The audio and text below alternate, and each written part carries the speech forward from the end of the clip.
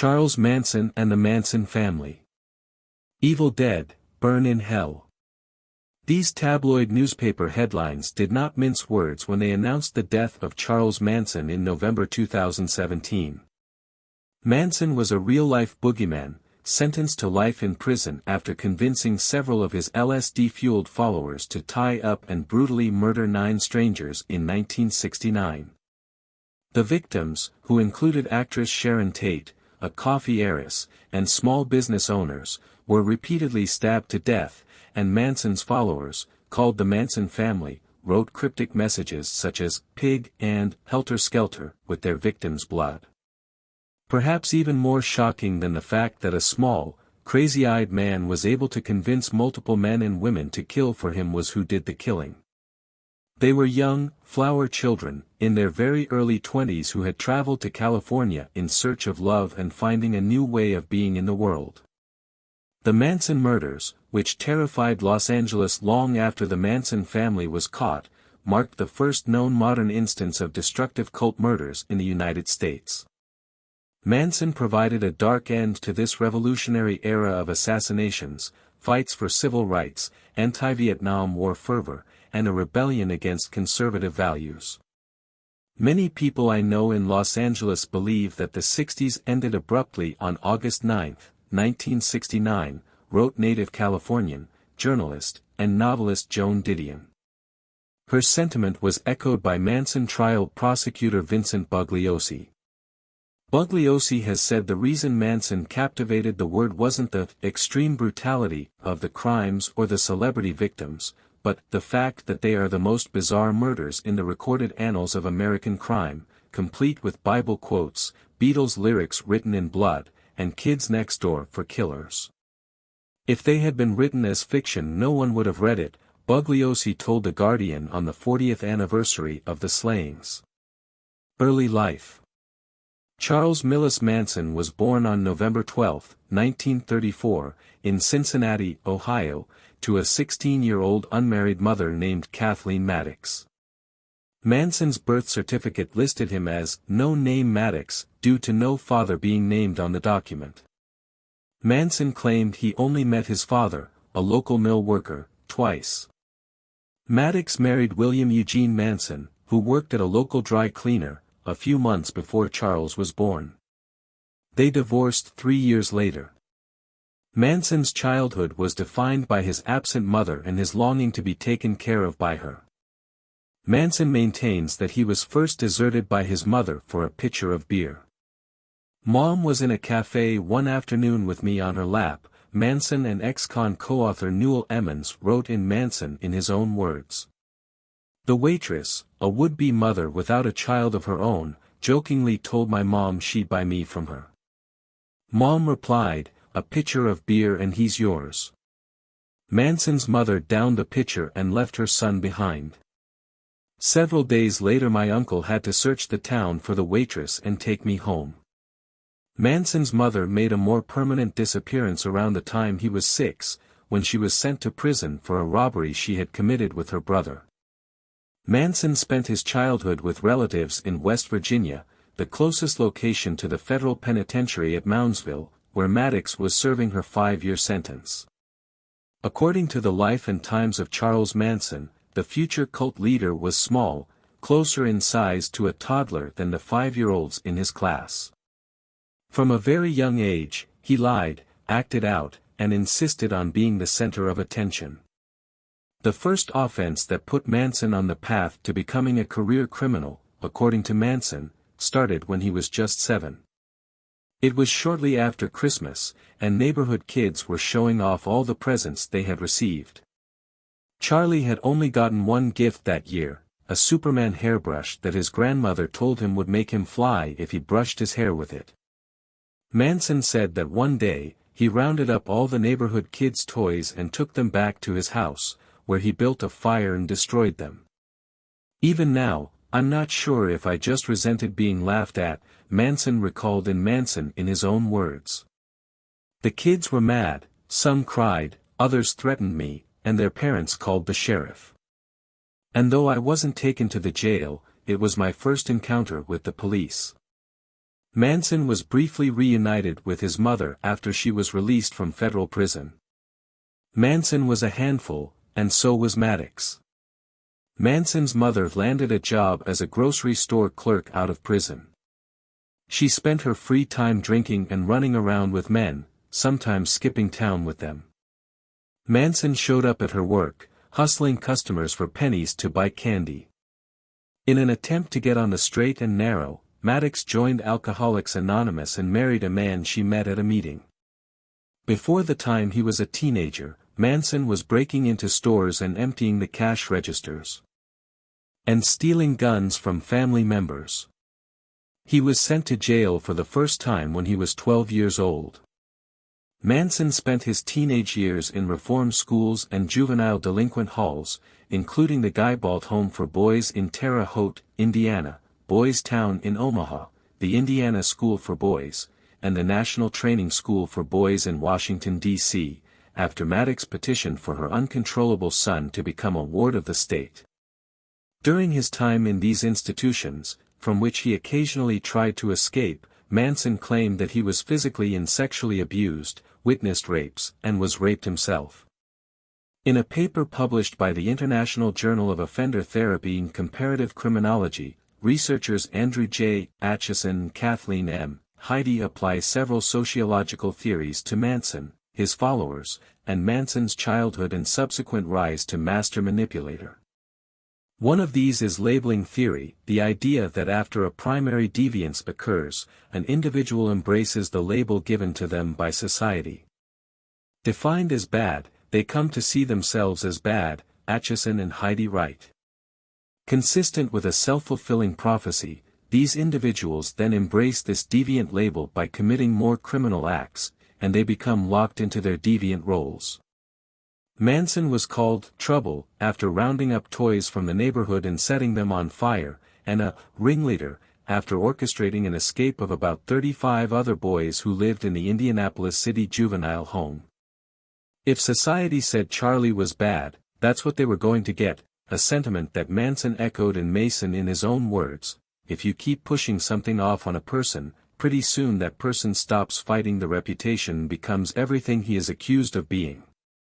The authors also attribute Manson's criminal escalation to social learning theory, the idea that criminal behavior is learned from others. Manson had plenty of examples as he was shuffled to reform schools across the country. Manson also learned not to trust authority figures early on, since school administrators turned a blind eye to sexual assault and were mentally and physically abusive themselves. Manson was imprisoned on various offenses committed during his reform school stays, including driving a stolen car across state lines in 1954. In early 1955, when Manson was 20, he met and fell in love with a teenager named Rosalie Jean Willis. They settled down in West Virginia, and Manson fell back on his talents for stealing and transporting cars to make ends meet when Rosalie got pregnant. A boosted Mercury took Manson and his wife all the way to Los Angeles, where he planned to reconnect with his mother. Manson reported that he was having the time of his life on the West Coast but held on to the stolen car as if his name was on the registration. It wasn't, and a series of court twists and turns connected Manson with several car thefts. He and Rosalie fled to Indiana, where Charles Manson Jr. was born. Manson was taken into custody 4 days later and extradited back to California the next month. Manson, 21 at this point, had aged out of reform school and was ordered to serve 3 years at Terminal Island Federal Correctional Institution, a low-security federal prison in the Los Angeles harbor. Manson slipped back into life behind bars. Rosalie visited for a year or so, then ran off with a trucker. Manson had a taste of freedom, during which he married a second woman named Leona Candy Stevens, but eventually violated his parole with series of soliciting prostitution charges and by trying to cash a fake check. Manson served a portion of his sentence at the McNeil Island Federal Penitentiary in Washington State, passing the 10 years by learning guitar from Alvin Creepy Karpis, reading books on science fiction and Eastern religions, and dabbling in Scientology. In anticipation of his release, Manson was transferred back to Terminal Island in Los Angeles in the summer of 1966, and the following summer, when he was 32 years old, Manson walked out of prison. As the story goes, he asked the guards to stay. Prison was his home, he said. He didn't have anywhere else to go. The gardener of Haight-Ashbury. Just because he didn't have a family to go home to didn't mean that Manson couldn't create one of his own. Manson found a very different world waiting for him when he got off Terminal Island in 1967. It had been 5 years since the U.S. upped their presence in Vietnam and 2 years after the start of Operation Rolling Thunder, a nearly 4-year bombing campaign in North Vietnam aimed at getting the North Vietnamese to withdraw their support for the Viet Cong. The opposite happened, as the bombs killed some 182,000 civilians. The military exercise was killing hundreds of U.S. pilots, too, and leaders, including Dr. Martin Luther King Jr., had announced their opposition to the increasingly unpopular war. Teach-ins were organized, and protesters marched to call attention to what they saw as senseless killings. The civil rights movement was well underway, and 2 years earlier, riots in the Watts neighborhood of Los Angeles, protesting police brutality against minorities, had led to 34 deaths. The summer of Manson's release, young people from all corners of the United States descended on San Francisco, enticed by sex, drugs, rock and roll, and the counterculture idea that there were other ways to exist in this world. The unofficial kickoff was the Human Be-In in San Francisco's Golden Gate Park that drew a crowd of 20,000 to protest a recent ban on LSD and more broadly rebel against mainstream values. An estimated 100,000 people descended on the city that summer, wearing bell-bottoms and flowers in their long hair, to drop acid and break down the boundaries of society's expectations. That summer, divided American culture into a before and after unparalleled since World War II. Sheila Weller, author of Girls Like Us, Carole King, Joni Mitchell, Carly Simon, and The Journey of a Generation, wrote in a Vanity Fair article. If you were between 15 and 30 that year, it was almost impossible to resist the lure of the transcendent, peer-driven season of glamour, ecstasy, and utopianism. Embracing the groundwork laid by the Beat generation a decade earlier, these hippies lived communally in homes in Haight-Ashbury where rent was cheap, or crossed the state in converted vans or school buses, attending music festivals and anti-war protests. Jay Thelen, a member of the Summer of Love Council who co-owned the psychedelic shop on Haight Street, said the movement was about young people not being able to relate to the activities that the older generation are engaged in. Those activities for us are meaningless, Thelen says in a 2017 article in the New York Times. They have led to a monstrous war in Vietnam, for example. And that's why it's all related, the psychedelics and the war and the gap in the generations. Manson hitchhiked to the Bay Area that summer. With long hair and a guitar, he looked the part and spoke the language. All your children were coming to me because no one ever told them the truth, Manson would declare years later. To appeal to the young people fleeing their nuclear families and conventional paths, Manson relied on a lifetime of crime, his previous career experience as a pimp, and tips of the trade he learned from author and lecturer Dale Carnegie's book How to Win Friends and Influence People in a Prison Self-Help Class. He was a magnet for many young, middle-class, and upper-middle-class men and women who had moved to California in search of another way of living, leaving behind divorced parents and the pressures of conforming to a straight path in traditional society. Lynette Squeaky Fromm, a member of the family who was imprisoned for attempting to assassinate President Gerald Ford, described him as a hobo with a touch of class. Southern California native, homecoming princess, and future Manson murderer Leslie Van Houten recalls that in the beginning, being one of Charlie's girls, was a fun and innocent game, and that Manson filled a void left by her absent father. I was desperately seeking someone that I could love and hold on to and call my own, Van Houten recalled of her attraction and devotion to Manson. Manson primarily preyed upon young women who could help attract male followers, but other men were enticed by Manson without any outside help from the fairer sex. Charles Tex Watson grew up in a religious household in Copeville, Texas. Watson excelled at sports in high school and graduated with honors before heading off to North Texas State University. Watson was lured by the freedom of California and decided to make the permanent move in August 1967. Watson met Manson after he picked up a hitchhiker, who ended up being Dennis Wilson from the Beach Boys. It was back at Wilson's home that Watson first saw Manson, surrounded by 5 or 6 girls, his guitar in his lap. Watson told researchers Atchison and Heidi the first thing he noticed in Manson's face was a sort of gentleness, an embracing kind of acceptance and love. Sitting with the group and smoking marijuana, Watson realized that Manson was the first person he met who really knew what love was all about. During the summer of love, Manson grew into a role he had created for himself, the gardener of Haight-Ashbury, who tended to all the flower children, inviting them to drop their egos. Manson's followers took large amounts of LSD, with Manson taking a smaller dose or abstaining from the hallucinogen outright. Manson also encouraged group sex to break down society's rigid views of sexuality. By summer's end, Manson had about 8 full-time followers.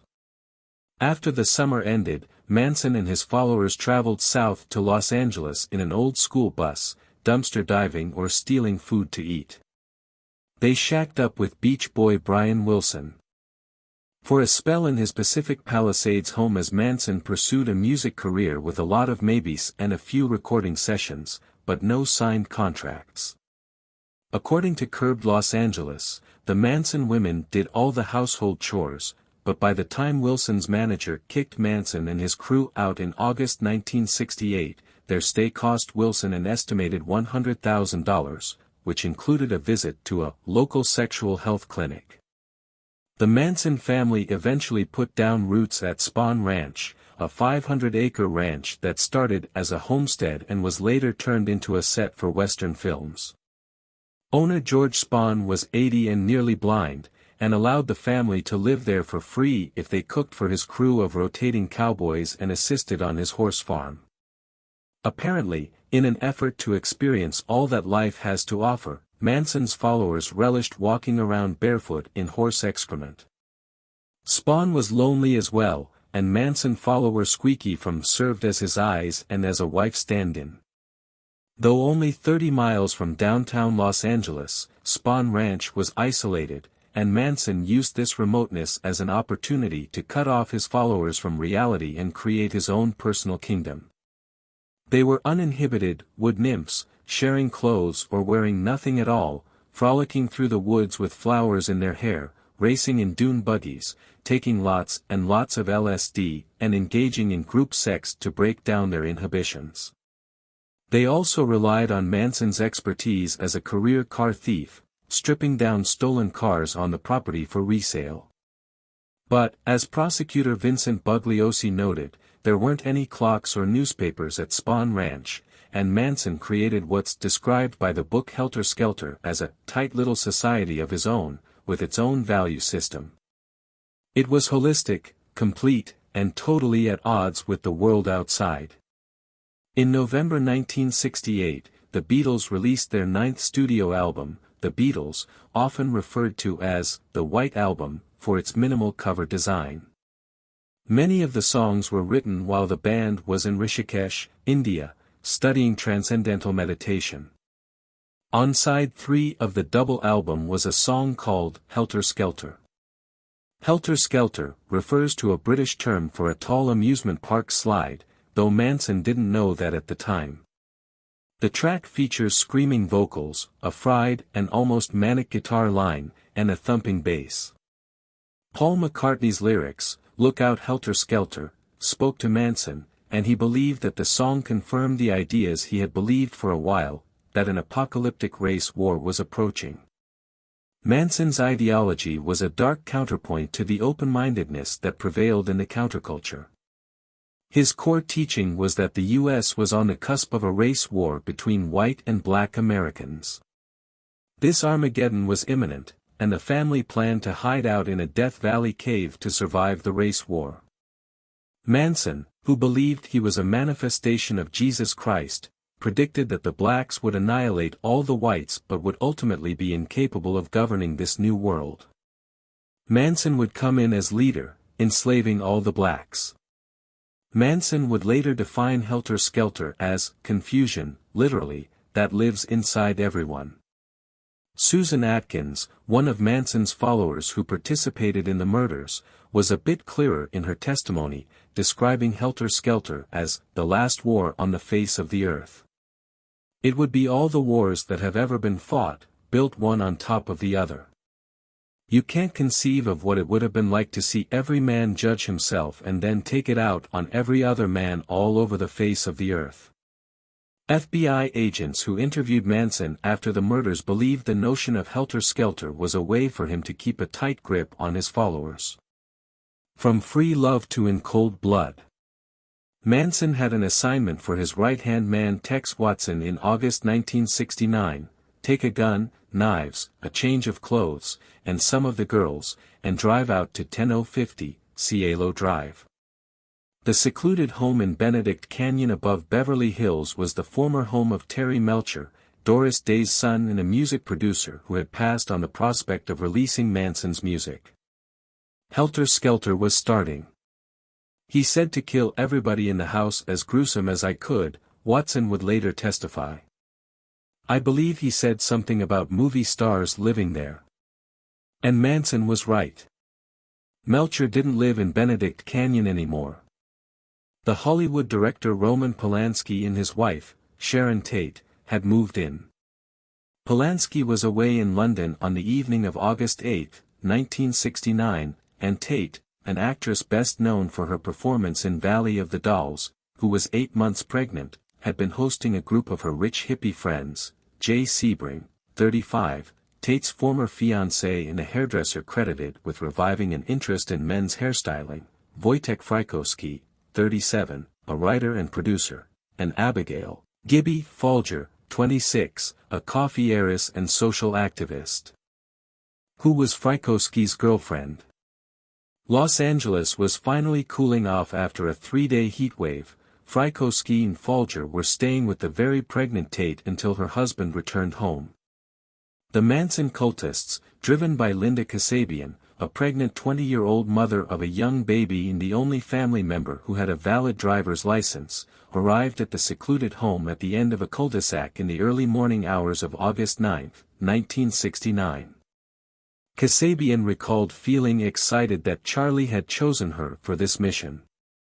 The first thing they did was cut the telephone line above the high front gate and scale the fence, lit up by Christmas lights, to the 3.3-acre property. Stephen Parent, 18, had just finished drinking a beer with the live-in caretaker and was driving an Ambassador down the driveway, illuminating it with headlights as the cultists walked up. Although the teenager begged not to be hurt, Watson shot Parent 4 times and turned off the car. Parent's slumped-over body would be found the next day. The clock radio stopped at 12:15 a.m. With their first kill out of the way, the crew cased the house for open doors and windows. The house was buttoned up for the night, so Watson started slicing a window screen so that he, Susan Atkins, and Patricia Krenwinkel could get inside. Once they were in, all hell broke loose. Armed with knives, the attackers rounded up the residents, tied them up, and told them they were about to die. With the attack underway, Tate begged to be spared, if not for her, then for the life of her baby. Susan Atkins said, "Look, bitch, I have no mercy for you," and advanced with a knife toward the terrified woman, who was clad only in bikini bottoms and a bra. "You're going to die, and you'd better get used to it." Tate was stabbed 16 times, including in the abdomen, then suspended by a nylon rope thrown over a ceiling beam. The Manson cultists killed everyone in Tate's house that night, one by one, stabbing and maiming them a collective 102 times, far more than was necessary to get the job done. Sebring died while holding his hands up to his face, as if to protect himself from yet another blow. One of the cultists had thrown a black towel over Sebring's face and tied his neck to the other end of the ligature around Tate's neck. Back at the car acting as lookout, Kasabian heard constant screams coming from the home. According to her testimony, she ran back to the house to put a stop to the attacks and saw Frykowski stumbling out, his face covered in blood. Frykowski fell to the ground but eventually got back up and into a struggle with Watson, who repeatedly stabbed and hit him over the head, leaving 13 scalp lacerations from the butt of a gun. When police found Frykowski's body the next morning, he was still clutching the grass with his left fingers and cradling his head with his right arm. While Watson was beating Frykowski, Patricia Krenwinkel was chasing after Folger, who had managed to escape through Sharon's bedroom, with a knife. Folger would die under a fir tree out on the lawn, her presumably white nightgown soaked through with blood. It was apparent from the beginning that money wasn't a motive, though the Manson family often resorted to petty crimes to keep themselves fed. Valuables weren't taken from the homes or the bodies. Before fleeing the scene and throwing the murder weapons down the hills, the murderers left one last sign. Using Sharon Tate's blood, they scrawled "pig" on the front door of the secluded mansion. "I said if you're going to do something, leave something witchy," Manson said years later in a prison interview, referring to the messages left behind in blood. "Do it well, leave a sign to let the world know you were there." When she arrived around 8:30 a.m. the next morning, housekeeper Winifred Chapman noticed the cut phone line.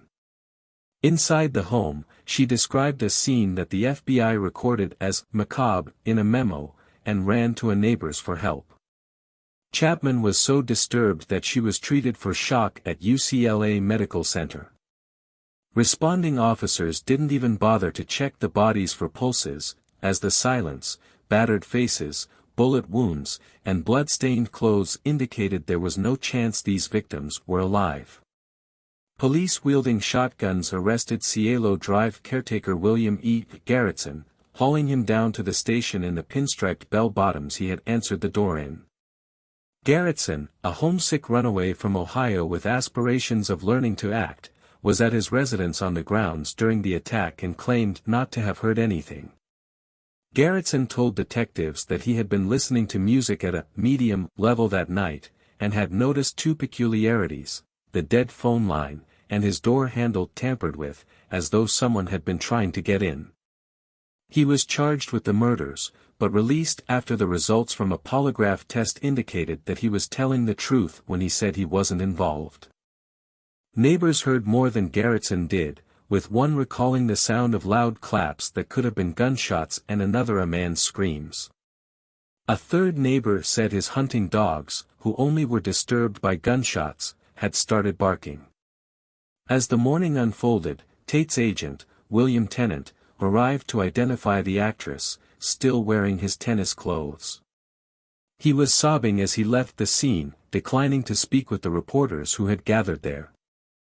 Across the pond, Polanski was distraught and making plans to be on the next flight back to L.A. Priests, family, and friends spent the day identifying the other four victims. As the coroner took them to the morgue in body bags and animal control officers took two poodles, a Dalmatian, a Weimaraner, and a kitten from the home, one officer described the scene as a battlefield.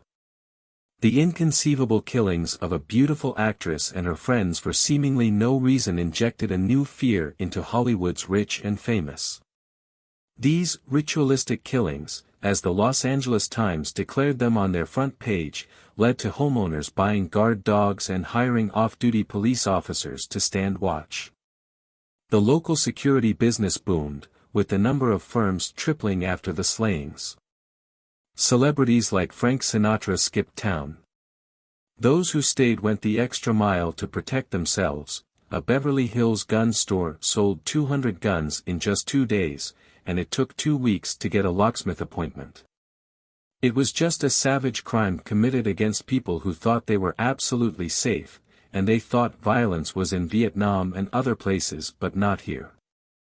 Not in California, not among the rich, said New York Times contributor Janet Maslin. The body count rises. The Cielo Drive murders weren't to Manson's liking. Sloppy, he called them after his crew returned to Spawn Ranch. He decided to send out the original crew, plus 2 more family members for the second night of Helter Skelter. This time, he'd tag along. Maybe the race war would start if Manson showed them how to do things properly. Meanwhile, Leno and Rosemary LaBianca had taken a drive in their green 1968 Thunderbird to Lake Isabella, a popular recreation spot about 150 miles north of Los Angeles. Leno LaBianca, 44, owned the local chain of Gateway Markets. Rosemary, 38, who grew up as an orphan in Arizona, was a successful businesswoman who co-owned a boutique and invested in stocks and bonds. Rosemary's daughter from a previous marriage, Suzanne, drove back to L.A. with the LaBiancas that night, their pace slowed down by the motorboat hitched to the back of their vehicle. The radio was on, with updates about the Tate home murders the night before. Suzanne recalled that the news disturbed her mother, who'd confided that someone had recently been breaking into their house and letting the dogs outside. Suzanne was dropped off in Los Feliz, a neighborhood in central Los Angeles, just east of Hollywood, around 1 a.m. The LaBiancas lived in the same area, and, before going home, stopped at Leno's regular newsstand for the Herald-Examiner and some small talk about the scene up in Benedict Canyon. They returned home to 3301, Waverly Drive around 2 o'clock that morning. Manson had attended an LSD party next door to the LaBiancas a year earlier and was somewhat familiar with the neighborhood. After spotting Leno asleep on the couch through a window, Manson and his crew entered the house through an unlocked back door. They bound Leno's hands and woke him up at gunpoint.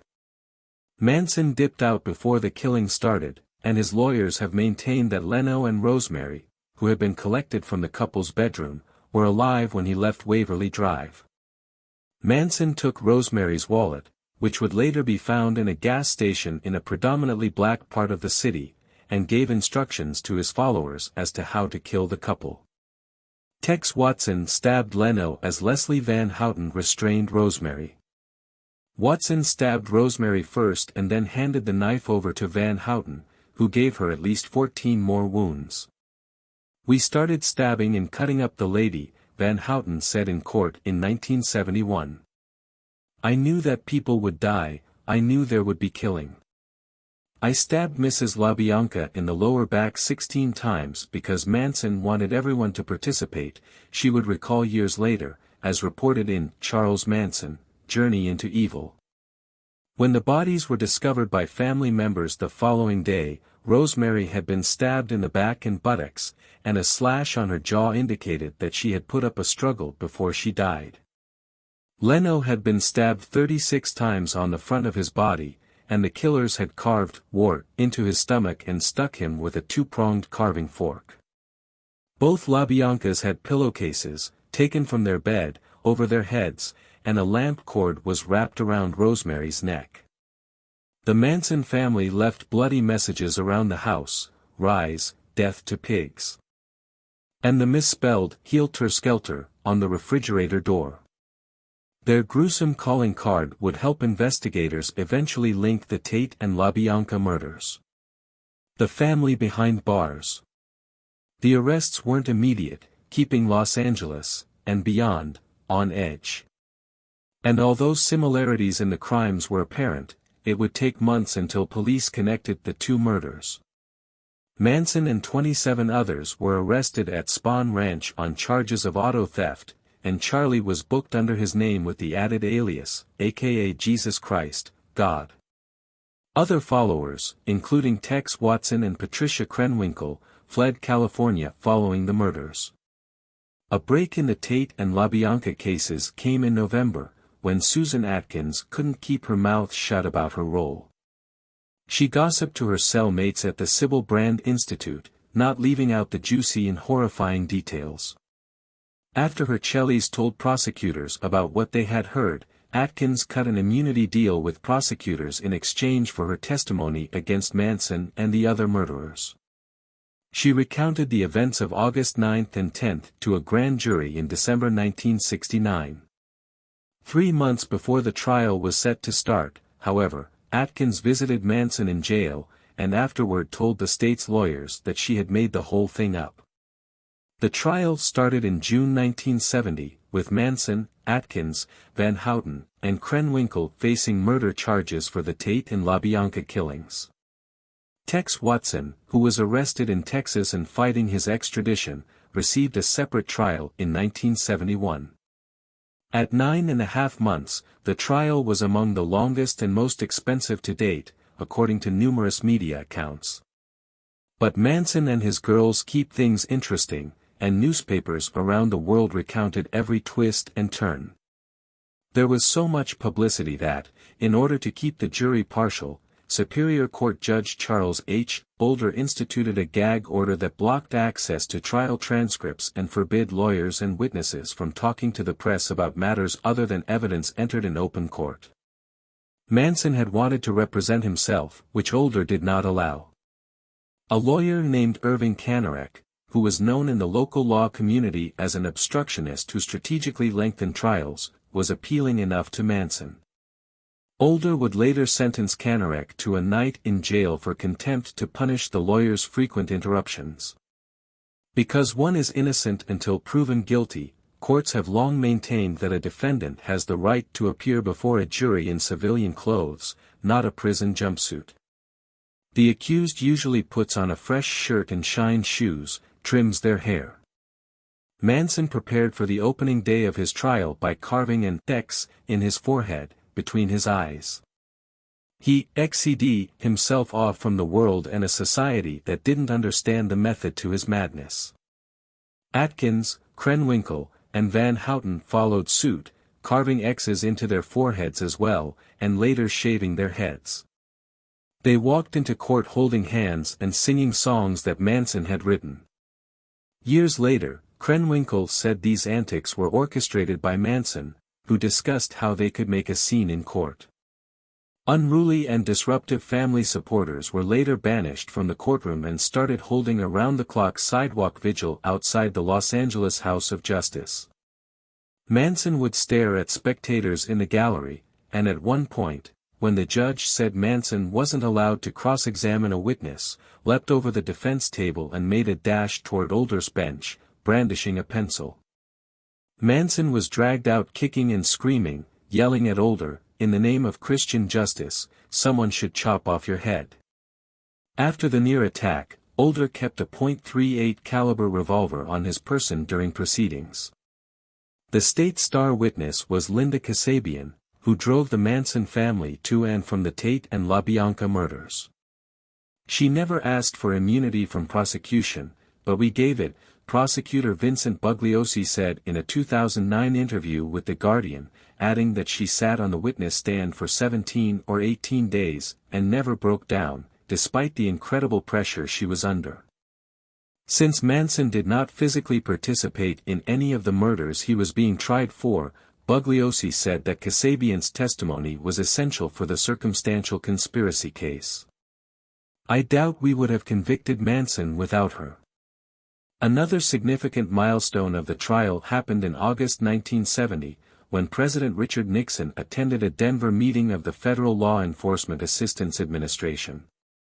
Crime had declined from the mid-1930s through the mid-1950s and increased quickly throughout the 1960s, with 1969 and 1970 seeing all-time high numbers of homicides. At the meeting, Nixon gave a speech that criticized Congress for failing to pass anti-crime legislation, announced his new federal efforts to fight crime, and complained about the media tendency to glorify and to make heroes out of criminals. Then, he said something that just about everyone but Manson would regret, that Manson was guilty, directly or indirectly, of 8 murders without reason. The president started a firestorm by convicting Manson in the court of public opinion and refusing to take questions from reporters afterward. Nixon, who thought he said Manson was charged and not guilty, painstakingly prepared a statement to clarify what he had said as his plane circled Andrews Air Force Base. Nonetheless, Manson guilty, Nixon declares, graced the front page of the Los Angeles Times the next morning. Manson managed to get a copy from one of his lawyers, and later held it up for the jury to see. Manson's defense attorneys argued that the judge should declare a mistrial, but Older instead jailed one of Manson's lawyers for contempt of court. The state rested their case after 4 months of witness testimony, and the defense then said they did not intend to call any witnesses. Atkins, Krenwinkel, and Van Houten had wanted to take the stand and put all the blame on themselves, prompting their lawyers to threaten to resign if Older allowed the women to incriminate themselves. Manson would later give an hour-long speech to the court, without the jury present, saying that he was innocent and instructing his girls not to testify. Another twist in the trial came over the Thanksgiving recess, when Ronald Hughes, who was representing Leslie Van Houten, never returned from a camping trip. His body was found in a creek in Ventura County 4 months later. Van Houten's new attorney was given 2 weeks to catch up on the case, and then the trial continued with closing arguments. Manson, Atkins, Krenwinkel, and Van Houten were found guilty on January 25, 1971, and sentenced to death. Their death row stint would be short, as the California Supreme Court banned capital punishment in February 1972, and the Manson family sentences were commuted to life in prison. The death penalty was reinstated a few months later through a voter referendum called Proposition 17, though California did not carry out another execution until 1992. Manson would later be convicted of 2 additional murders, of a musician named Gary Hinman and a Spahn Ranch hand named Donald Shorty Shea. Manson and his followers, however, have said that they killed 35 people and buried them in the desert, a number that Bugliosi found high but quite possibly true. Prison is my home. Linda Kasabian went into hiding after the trial, living with a different name in a trailer park in the western United States. She has only given 2 interviews, the first on the trial of the century's 20th anniversary. I could never accept the fact that I was not punished for my involvement, Kasabian told The Guardian in 2013. I felt then what I feel now, always and forever, that it was a waste of life that had no reason, no rhyme. No one involved in the Tate and LaBianca murders has ever been released from prison. Susan Atkins died from brain cancer in 2009 at the Central California Women's Facility in Chowchilla. She became a born-again Christian shortly after entering prison and had been described as a model inmate who did outreach work. She was denied a compassionate release after a hearing in 2008, during which she read Psalm 23 and slept through much of the proceedings. The release was opposed by Sharon Tate's sister and Jay Sebring's nephew. I am incapable of hating. I commend them, always have commended them, for their good deeds that they have managed to accomplish within the walls of confinement, said Deborah Tate. According to CNN, Tate has said that Atkins never offered her family an apology. However, I do believe that the death of my sister, my nephew, which would be turning 40 years old right now, this week, is not an irrelevant cause. Patricia Krenwinkel, now 71, and Leslie Van Houten, the youngest Manson murderer, who is now 69, have both come before the parole board numerous times. Van Houten, who earned bachelor's and master's degrees behind bars, was recommended for release by California's parole board in 2016 and 2017.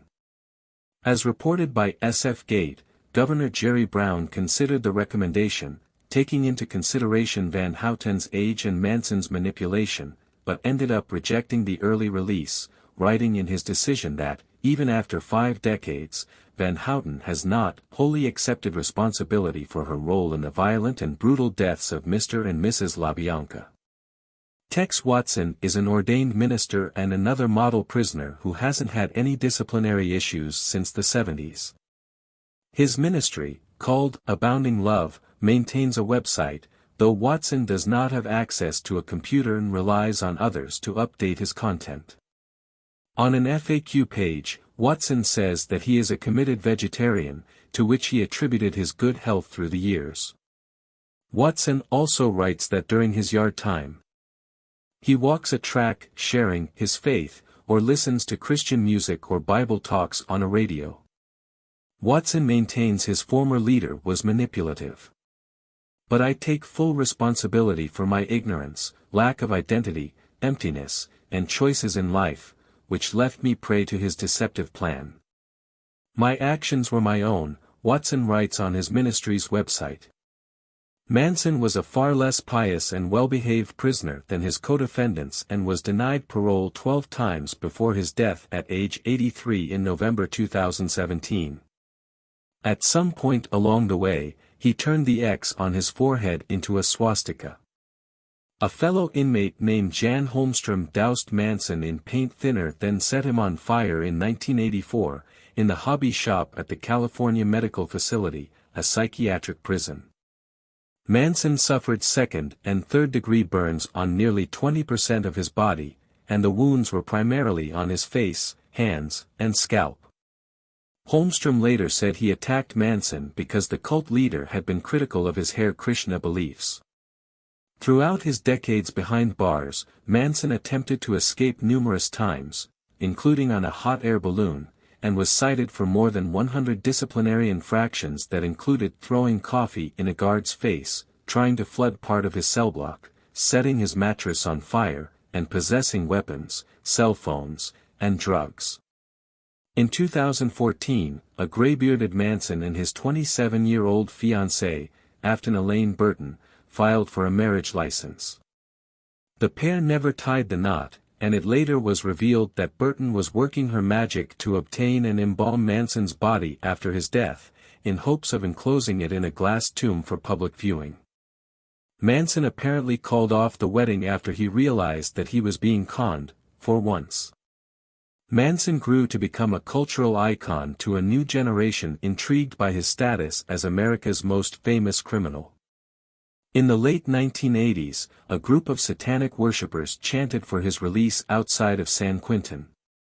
Manson's face adorns t-shirts, baseball hats, buttons, and coffee cups, his crazed grin familiar to generations who were born long after the summer of 1969. Most homicides and trials get a lot of attention and then fade, Bugliosi told the Los Angeles Times. Bugliosi died less than 2 years before Manson did. Maniacs who kill to satisfy their urges do not resonate. Manson was different. As misguided as the murders were, he claimed that they were political and revolutionary, that he was trying to change the social order, not merely satisfy a homicidal urge. That appeals to the crazies on the fringes of society. Manson continued to make headlines months after his death. There was no apparent successor, and Manson's body sat on ice in a top-secret location for several months as 4 men stepped forward to stake their claim. A California Superior Court judge eventually awarded Manson's body to Jason Freeman, a 41-year-old oil rigger from Florida who had only found out a few years earlier that he was Manson's grandson. According to People, Freeman, who was never able to meet his grandfather in person, said Manson would never kill a person carrying a baby, a reference to the slain pregnant actress Sharon Tate whose murder Manson was convicted of ordering. Freeman beat out Manson's longtime pen pal, his supposed son, and a memorabilia collector who hoped to walk away with Manson's remains. Freeman held a private cremation ceremony for Manson in Porterville, California. About 25 people attended, including former family member Sandra Good and would-be body snatcher Afton Elaine Burton. The funeral had a hippie vibe, according to Pastor Mark Pitcher, who gave a eulogy. He was born into an unhealthy environment to a 16-year-old girl who was not prepared for motherhood. He was a product of his environment, and that unhealthy environment followed him, Pitcher said while recounting his remarks to the Porterville Recorder. Many choices were thrust upon Charlie as a young boy that had very damaging and destructive consequences upon him, and he made choices later on that were damaging and destructive to many for the rest of his life. Mourners also sang songs written by Manson, as well as tunes by the Beach Boys and Guns N' Roses. Spahn Ranch was once proposed as a tourist center or Christian daycare center, but neither of those plans materialized, and most of the property is now overgrown and owned by the state. After the murders of Tate and her friends, homeowner Rudolph Altobelli pursued Life magazine and Roman Polanski after the magazine published a photo of the grieving director on the front porch of the Cielo Drive house. Altobelli claimed the photo hurt the home's resale value. Future tenants, including Nine Inch Nails musician Trent Reznor, didn't learn about the property's sordid history until they were ready to sign a lease agreement. The house was demolished in 1994 and replaced with a massive Mediterranean-style mansion. The La Bianca home still stands on Waverly Drive, but with a new address. The only people more famous than Manson in this whole saga, as you might imagine, wanted nothing to do with the madman who turned their lyrics into an excuse for murdering innocent strangers. "You don't write songs for those reasons," Paul McCartney said in the Beatles anthology book in 2000.